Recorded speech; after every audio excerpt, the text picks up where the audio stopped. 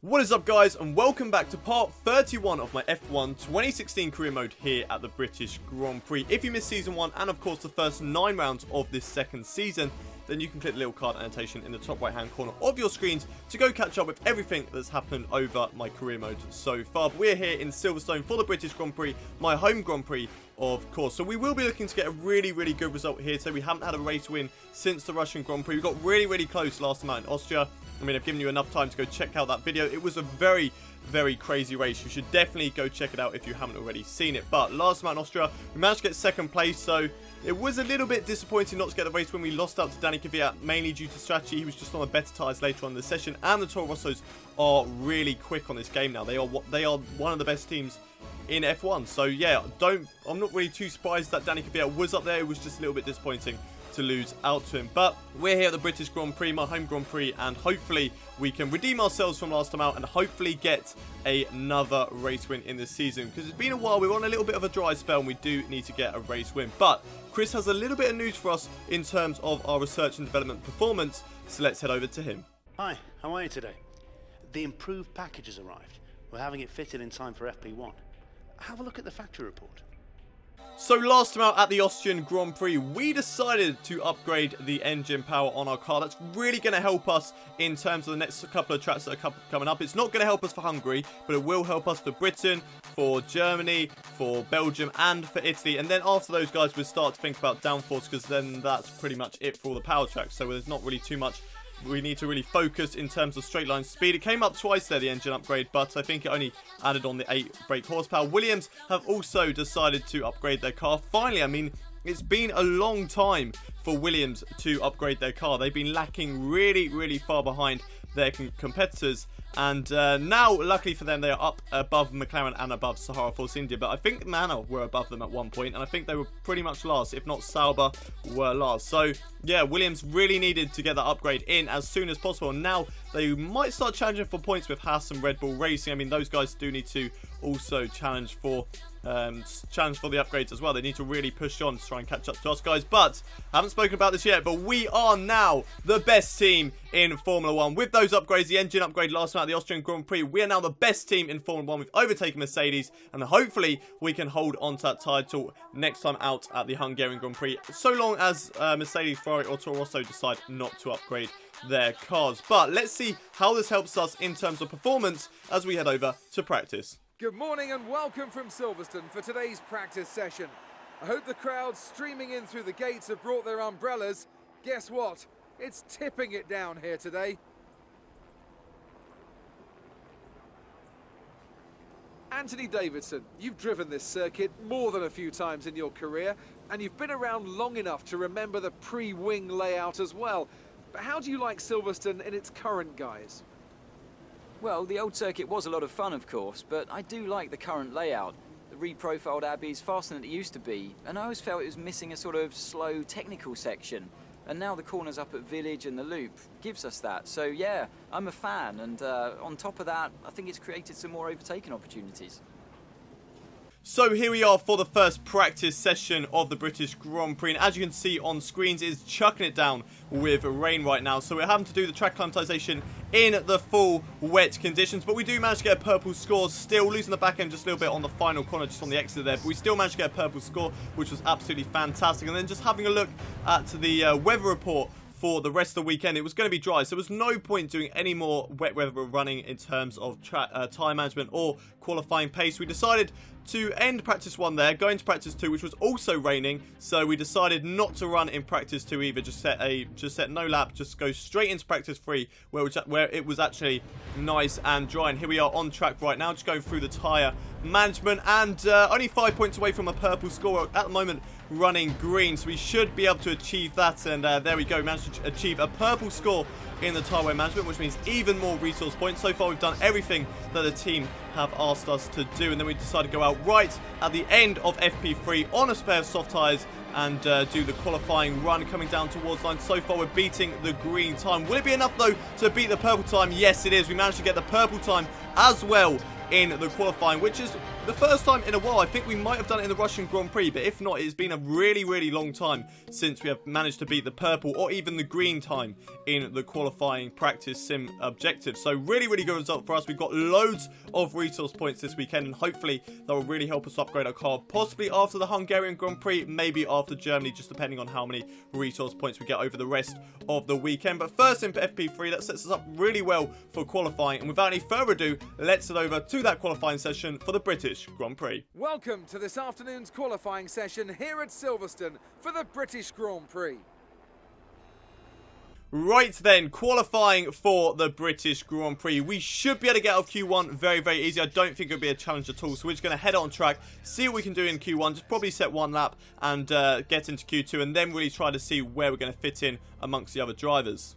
So here we are in Q1 at the moment. We're deciding to go out on the soft tyres because we want to save our mediums for Q2. Coming across the line, setting a lap time of a 1:32.274. At the moment, good enough for second place, better than Danny Kvyat. Will it be enough to stay in Q2 though? Yes, it is. We managed to get through in 6th position without only setting one lap right at the beginning of the session. We get through into Q2, and pretty easy at the end of the day. I mean, Sebastian Vettel, we do need to look out for him because he set a lap time that was a whole 1 second faster than us. 1 second and 2/10 faster than us in qualifying. So we do need to be aware of that, but I reckon we're definitely going to get into Q3. We should have a very, very easy job to get into Q3. We're going to try out on the medium tyres and yeah, just see if we can get the race strategy on the other guys. So if we qualify on the medium tyres, then we get a better choice of strategy, and we will hopefully be able to push the tyres a little bit less, and we can do a few less stops than the AI. But we're going to see if that is possible as we head over to Q2. So here we are in Q2 on the medium tyres, like I said we were going to do. Coming around the final corner, is the lap time going to be good enough to get into Q3? At the moment, it's only good enough for third position, a 1:32.003. So it is an improvement. Then we run it a little bit too wide on the exit of turn 1, but it was enough to get into Q3. So a very, very good result there. Just missing out, just losing out to Julian Palmer by just over a 1/10 of a second. So we are looking very, very positive heading into Q3, but it is actually raining out on track at the moment, as you can see in the background, which means it will be raining in Q3, so that may change things a little bit. We're not too sure how well we're going to do in the rain. We only had that wet weather testing in FP1, so in terms of FP2 we didn't really do much there, but it's intermediate tyre weather at the moment, so I'm not too sure how well we're going to do there, because we didn't actually, no teams have run on the intermediate tyres throughout the whole weekend, so it's going to be a little bit different, a little bit of an unknown, but let's see how we do in the top 10 shootout. Here we are then, top 10 shootout. And now everyone went out on the intermediate tyres, but I decided against that because at the beginning of the session we went out for a little short stint. We literally just left the garage, and then our engineer said to us that the track will be looking to dry up and be on dry tyres by the end of the session. So I thought we're hanging out, because if it doesn't dry up for dry tyres, at least when we go on the intermediates right at the end, it's going to be a lot drier than it is now. So we went out on the soft tyres. Nobody else went out on the dry tyres. So this lap time is a solid pole position. There is no chance that we have lost out, because it's dry out on track, coming down towards the line, a 1:37. The best lap time before that, I think, was a 1:42. And that is probably my easiest ever pole position I'm ever going to get in my whole entire F1 career. I don't think there's going to be an easier pole position, beating Kimi Räikkönen by 7/10 of a second. So a very, very easy result at the end of the day. We get pole. Kimi Räikkönen's in second. My teammate Julian Palmer gets a fantastic third position on those intermediate tyres. So his one was a bit more legitimate in terms of battling for pole. I mean, mine was a bit cheeky, just going on those soft tyres and pretty much winning it very, very easy. Nico Rosberg, he qualifies in 4th, with Danny Kvyat in 5th, with Carlos Sainz in 6th, Sebastian Vettel in 7th, Daniel Ricciardo 8th, Lewis Hamilton in 9th, and Max Verstappen rounding out the top 10. So we've done the first part of the race. We managed to qualify in the best possible position that we can do in pole position, and hopefully we can push on from there and get a decent result in the race. But we've still got 26 laps ahead of us in terms of winning the race, so it's going to be a very, very long race, and hopefully the tyre strategy that we have gone for could really help us out there. But without any further ado, let's head over to the race for the British Grand Prix. We're right back where it all began. The very first World Championship Grand Prix was held here at Silverstone in 1950, with Giuseppe Farina taking the top step of an all-Alfa Romeo podium. He earned 9 championship points that day on his way to the inaugural title. His winning total at the season's end, just 30 points. My, how times have changed. So let's see who can reach the top step of the modern podium today. Straddling the border of Northamptonshire and Buckinghamshire, the 18 corners of the Silverstone circuit form the 3.6-mile beating heart of Formula One.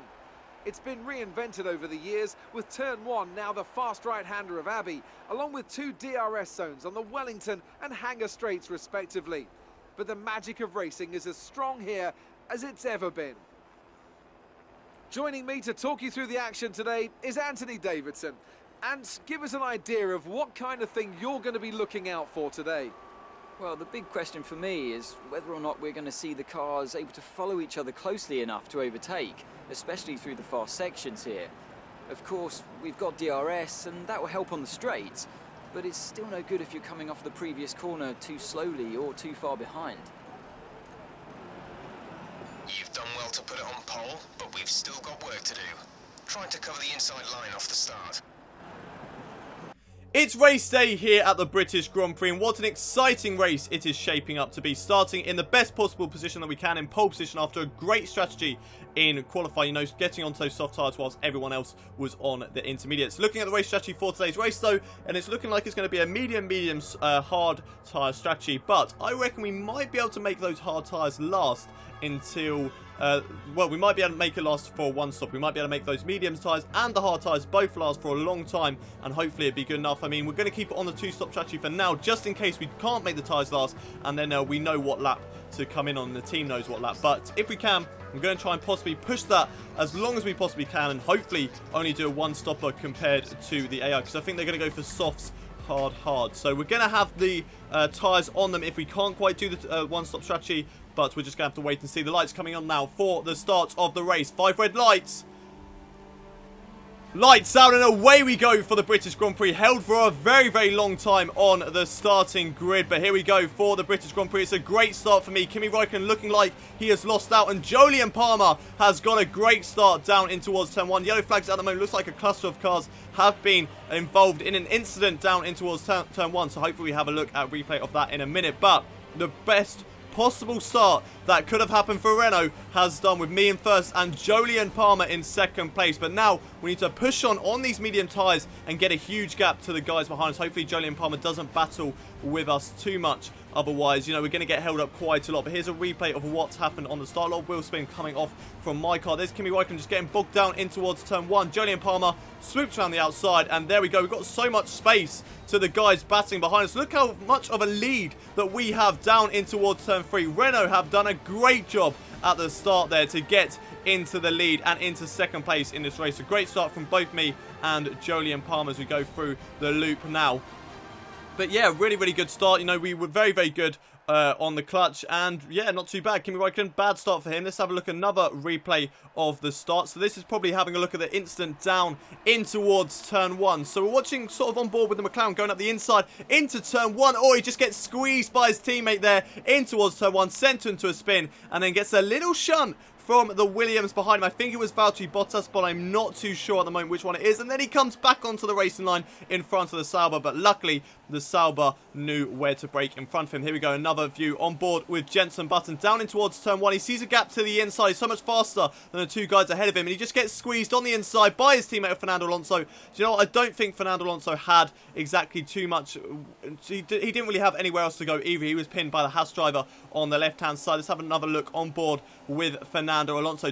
So did he have room on the left-hand side? He had a little bit more room compared to what he left Jenson Button, but still, that Haas driver was very much on his left-hand side, so he didn't really have much place to go. But here we are on board with Jolyon Palmer, who's actually gone into the back of us, down in towards the Brooklands and Luffield, and Kimi Räikkönen trying to move around the outside of us as well. Looks like we got the job done in towards Luffield. Now both drivers sticking their hands up in frustration as there's a little tyre bang between both Jolyon Palmer and Kimi Räikkönen. Coming back to the action very, very quickly there, and it looks like Kimi Räikkönen has got the job done against Jolyon Palmer as he cuts ahead a couple of corners onto the Hanger Straight at the moment. Kimi Räikkönen getting the job done on the right hand side, down in towards Stowe, and it looks like we're not able to get it done around the outside, unfortunately, running it very, very wide there on the exit, and Kimi Räikkönen has taken the lead of this British Grand Prix away from us. A little bit disappointing there to lose the lead of the race so early on, especially with this strategy, but because we are trying the one-stop strategy, we may be able to come back at him at the end of the race. We should be ahead of him, so it's just going to be a case of can we defend by the end of the race. But for now, we're going to try and push in push on this lap and try and make sure that we keep up with Kimi Räikkönen, because we don't want to lose out. We could possibly get DRS and get a move like similar to what he did down in towards Stowe. But here we are going through the loop at the moment, trying to set ourselves up as cleanly as we possibly can down this Wellington straight. We do have DRS compared to Kimi Räikkönen on this straight. Can we get the move done in towards Brooklands? Will we have a look up the inside? No, we're just not close enough to get the job done. But getting a tighter line compared to Kimi Räikkönen, getting the outside into Luffield, maybe try a cutback move on the Ferrari drive, and it's just not quite enough there. But we will get a good drive out to Luffield, down in towards Copse Corner, down the old pit straight. Can we get the job done? We're following in the slipstream of Kimi Räikkönen, moving over to the right hand side, getting the inside into Copse Corner. It's very, very tight between the two of us there, side by side, but Kimi Räikkönen with a great drive out to that corner. Looks like he's got the job done for the time being, but now through Maggots and Beckers, we just need to stay behind Kimi Räikkönen through these corners, and then we will get a good drive on him down the hanger straight and possibly do what he did to us on the previous lap. Following in the slipstream, we now have DRS on the Ferrari driver. The gap at the moment, 4/10 of a second, but we're so much faster in a straight line, diving it up the inside. Yes, we do. Up the inside of Stowe. Can we get the car turned in time? Yes, we can. And there we go, regaining the lead of the British Grand Prix as Kimi Räikkönen comes into the pits. So do a lot of other guys behind him. So that means we have definitely got the lead of the race right now, unless the Toro Rosso driver of a Danny Kvyat, I believe that is, manages to battle us, which he doesn't, as we cut ahead to lap 9. And it looks like we are coming into the pits now for our first pit stop, going on to the hard tyres. So going a little bit longer than the team wanted us to do, but yeah, I'm not too sure whether I will be able to make these hard tyres last until lap 26. It means I have to make them last 16 laps. I mean, it is possible. I think we might have done it in season 1, but it's going to be very, very tight, and the tyre wear is going to be really, really bad. So do expect the likes of the 2 Ferraris and maybe even Jolyon Palmer as well coming back at us by the end of the race. But here we are getting a new set of hard tyres. Obviously, you lose so much time in this pit lane. It's one of the slowest pit lanes and longest pit lanes on the year, so it just takes so long to just get it over and done with. There's a lot of drivers getting past us at the moment, so it looks like we're dropping positions right now. Not too sure on whereabouts we are going to come out of the pit lane. Coming out of the pits now, there are a couple of drivers going through turn 1. It's the 2 Red Bulls of Daniel Ricciardo and Max Verstappen, but it looks like we've just nick in behind those guys and unfortunately have to settle for 9th position for the time, but we are in a different strategy to a lot of the guys ahead of us. So yeah, we should be able to get Daniel Ricciardo, Max Verstappen, maybe in the next couple of corners, and then in terms of Jolyon Palmer, Kimi Räikkönen and Sebastian Vettel, we should be able to get those guys by the end of the race when they come in for their second pit stop. But it looks like Daniel Ricciardo and Max Verstappen going side by side in towards Stowe. That gives us an opportunity to go round the outside of Max Verstappen, running it a little bit wide on the exit of Stowe. Now get the inside line into Club and then Vale.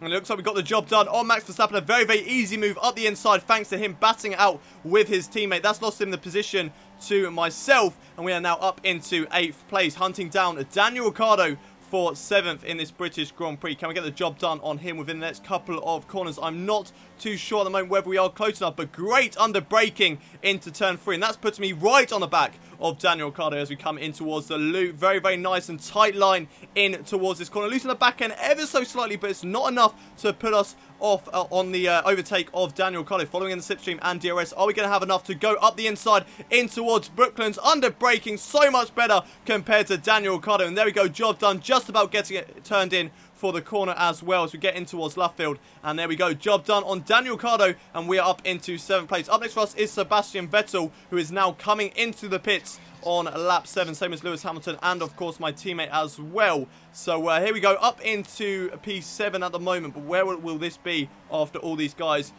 come into the pit lane? Running it very, very wide on the exit of the final corner, but we are now up into P4 after all those guys pit, and in the next lap the other guys should come into the pits as well. And there they are coming into pits right now on lap 15 of this British Grand Prix. So that means that we should get up into the lead of the race. And because I don't think there's anybody out ahead, which there isn't. So here we go, coming into the lead. And there we go, taking the lead of the race once again. Very, very good race for us. And now we just need to make sure that these hard tyres last right to the end of the race and try and defend against the likes of the 2 Ferraris and Jolyon Palmer all the way to the end. Otherwise, they could get us if they are a lot faster. We're on board with the Sauber of Felipe Nasr right now.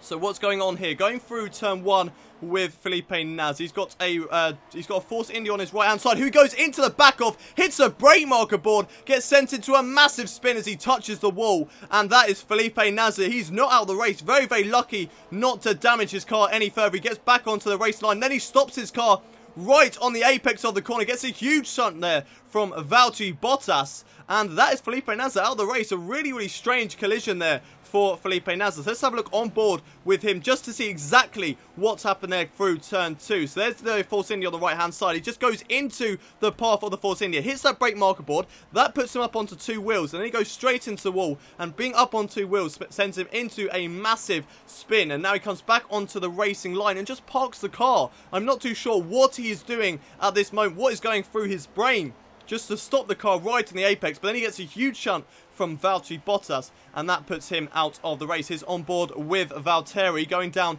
in towards turn 3 now, and yeah, he just has nowhere to go. He has nowhere to go. He probably could have gone onto the grass, but to stay on the track, he had nowhere to go. Felipe Naz blocking the whole track, and he's on board with Pascal Wehrlein. You can just see the damage there on the left-hand side of Felipe Naz, just getting sent into a massive spin, but honestly, I do not know what was going through the head of Felipe Naz, but now we may have the same thing happening to us, which we don't. Luckily, there's Gutierrez stays over to the right-hand side, and we stay over to the left, just to give each other enough room to make sure that we don't have a collision. But here we are on the final lap of this British Grand Prix. Nothing has happened, really, since all the other guys came into the pits. We've just led from the lead of the race. It may have been a boring race for some of you guys watching, but you know, it means that we are going to get the race win. You know, sometimes I would prefer just to have these boring races where I lead out in the front just for so long. Nothing really happened to me, but at least I managed to get a race win. It's much better than the race like Spain in Season 1, where we were so far behind everyone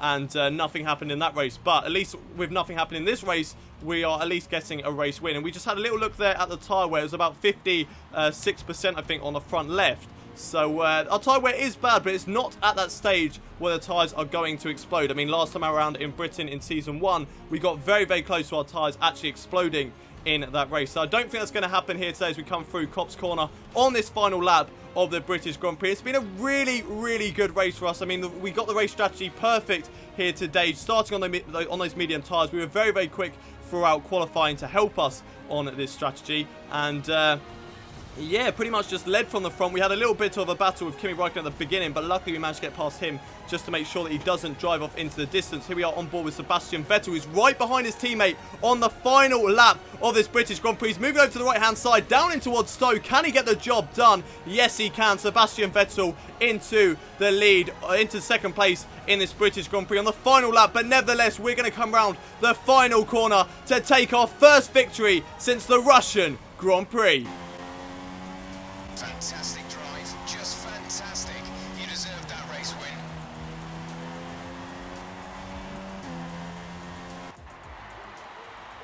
A great win then for the Renault team today. And I have to wonder, Anthony Davidson, just what set them apart from the competition here. The difference was clearly in the strategy. You could tell they'd done a lot of work on the pit wall to really optimise each stint and get the most out of the tyres. And it highlights just how much of a team sport this really is. But credit to the driver as well, though. There's no good having a well-oiled machine behind the scenes without a talented hand on the wheel, of course. Here come today's winning drivers, and what a race it was. This is a team that knows success very well in F1, and they're just itching for even more. Congratulations to the Renault team for their excellent win today.